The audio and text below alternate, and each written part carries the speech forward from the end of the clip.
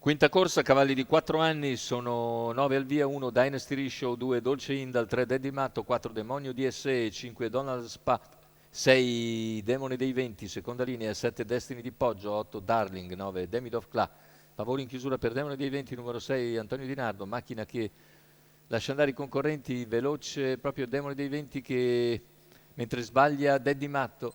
Conquista il comando Demone nei confronti di Dynasty Numero 3, Rishow. Daddy Matto, squalificato.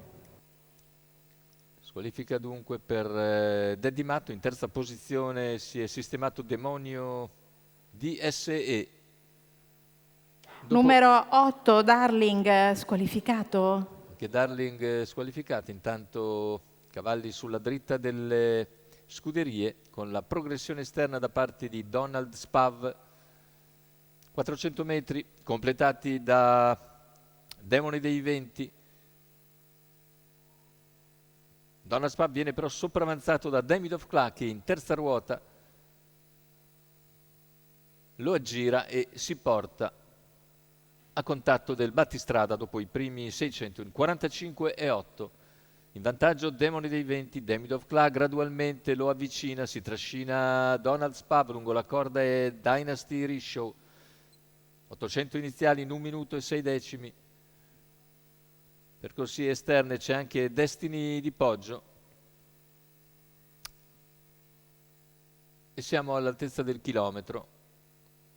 Non cambia la situazione con in vantaggio Demone dei Venti, all'esterno Demidov Cla, la corda Dynasty Rishow con a largo Donald Spav, poi Demonio DSE, ancora Destiny di Poggio, che lascia in coda Dolce Indal.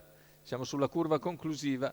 Sempre Demone dei Venti in vantaggio, Demidov Cla che rimane lì a contatto, poi sposta in terza corsia Donald Spav lungo la corda, Dynasty Rishow fatica a seguire, completamento della piegata, ingresso in addirittura d'arrivo, Demone dei Venti deve essere sostenuto, a centropista lo scatto di Donald Spav.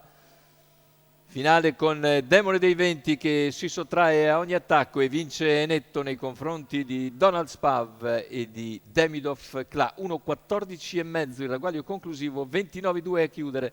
Terza a seguire per Demone dei Venti, il sediolo Antonio Di Nardo che da un capo all'altro comanda la gara e vince nettamente. Corre bene comunque Demidov Cla, corre bene Donald Spav che fa su il secondo nel finale, precedendo proprio Demidov Cla. 6-5-9 l'ordine d'arrivo, la vittoria di Demone dei Venti Antonio Di Nardo per conto di Gennaro Casillo della scuderia Spallina.